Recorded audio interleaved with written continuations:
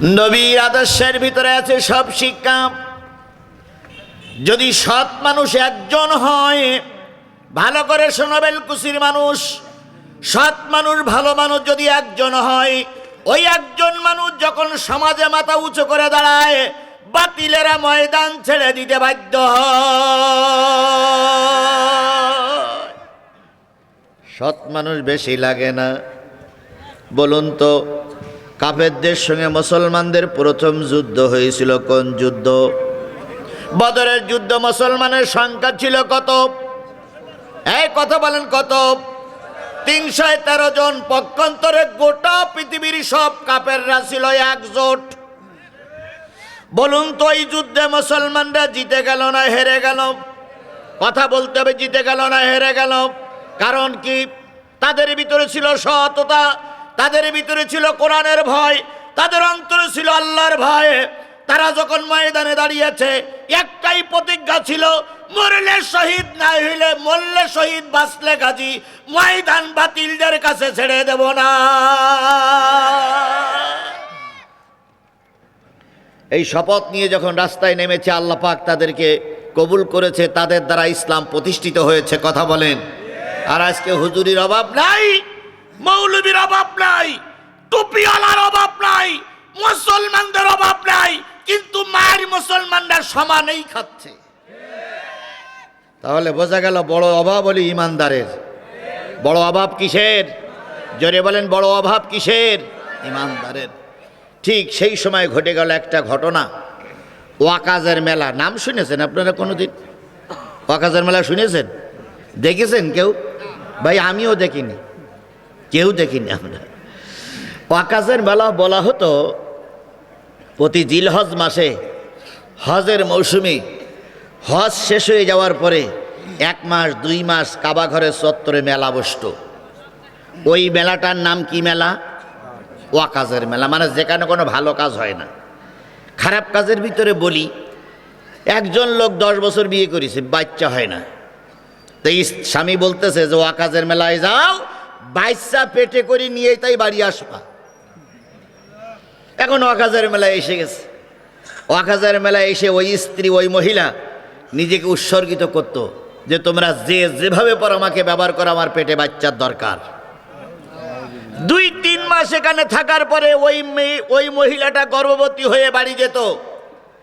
9 মাস 10 মাস পরে বাচ্চা হলে ওই স্বামী বলতো যে আমার এই সন্তান ওয়াকাজের মেলার থেকে বরকত স্বরূপ পেয়েছে।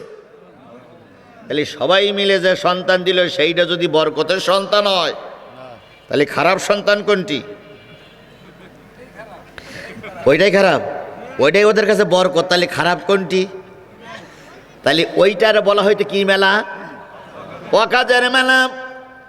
একজন লোক এসছে মদিনা থেকে, তার টার্গেট ওয়াকাজের মেলা শেষ করব, উটটা ওয়াকাজের মেলায় বিক্রি করব, আমার ওয়াকাজের মেলাও শেষ হয়ে যাবে, সেই সাথে কিছু লাভবানও হব। মেলা শেষ হয়ে গেল। মেলা শেষ হওয়ার পর ওই লোকটি মক্কার চত্বরে ঘুরে বেড়াচ্ছে আর বলছে, কেউ কি উট কিনবেন নাকি? কেউ কি উট কিনবেন নাকি? কেউ কি উট কিনবেন নাকি? কর্মীরা মনে করলো উট যদি আমরা কিনি, নেতার যন্ত্রণায় আমরা একলা এলাকায় থাকতে পারবো। তাই নেতারা বলে উটটা আবু জেহেলের কাছে বিক্রি করো। ভালো করে খেয়াল করেন, উটটা আবু জেহেলের বাড়ি বিক্রি করা, আবু জেহেলের কাছে। মদিনার ওই লোকটি উটটি আবু জেহেলের কাছে নিয়ে যেয়ে বলতেছে, জনাব উট কিনবেন? তো আবু জেহেল বলতেছে, দাম কত? তো মদিনার ওই লোকটা বলতেছে 50 টাকা দিলেই চলবে। আবু জেহেল বলতেছে, নিয়ে নিলাম। একদমে বেচা কেনা। তো লোকটি মনে করলো আজকে বেশ লাভ হয়েছে, একবারের বেশি দ্বিতীয়বার দাম বলা লাগলো না। তা আবু জেহেল উটটা নিয়ে বাড়ির ভিতরে চলে গেছে। কিছুক্ষণ পরে ফিরে আসার পরে ওই মদিনার সেই লোক বলতেছে, ভাই টাকা? আবু জেহেল বলতেছে, আমার মনে হয় চিন্তি তুমি ভুল করিস। আমি যে কোন জাতের লোক তাই এলাকার লোক কেউ বলিনি তোমার সঙ্গে।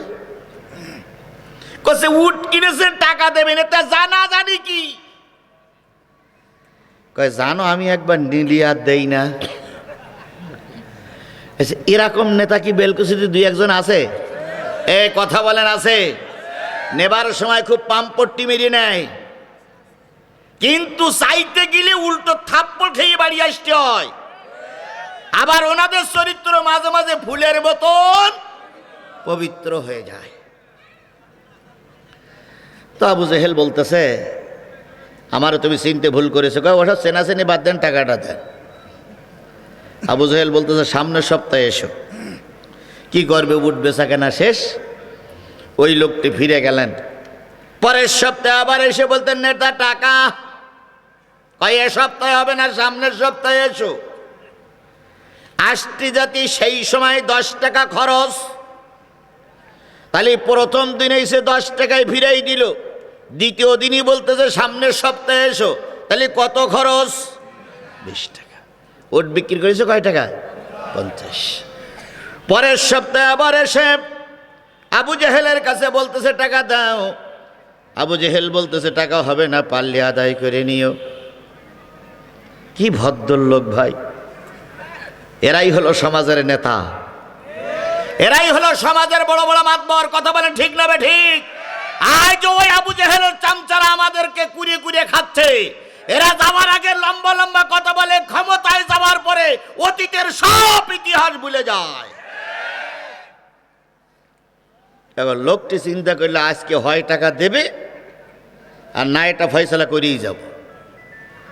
লোকজন যেখানে বসা ছিল সেখানে যেয়ে বলতেছে ভাই এই যে আপনাদের নেতা আমার উঠনেছে টাকা দেয় না। তো লোকজনে বলতেছে ও বিচার আমরা করতে পারবো না, ও বিচার করলে আমরা এলাকায় থাকতে, কারণ উনি হলেন এই এলাকার সবচেয়ে বড় হুম। তবে তোমার একটা ফয়সালা বলে দিতে পারি। কয় কি? কয় কাবার উত্তর চত্বরে একটা মানুষ বসে আছে, যার আশেপাশে কোনো লোক নাই, তবে লোকটা সৎ এবং যোগ্য। ওই লোকটার কাছে গিয়ে যদি নালিশ করো, আমাদের বিশ্বাস তোমার টাকা আদায় হয়ে যাবে। কাবার উত্তর চত্বরে যিনি বসে আছেন তিনি কে? মুহাম্মদুর রাসূলুল্লাহ। এখন এ লোক কোন লোক আবু জেহেল, কোন লোক মুহাম্মদ তা জানে না।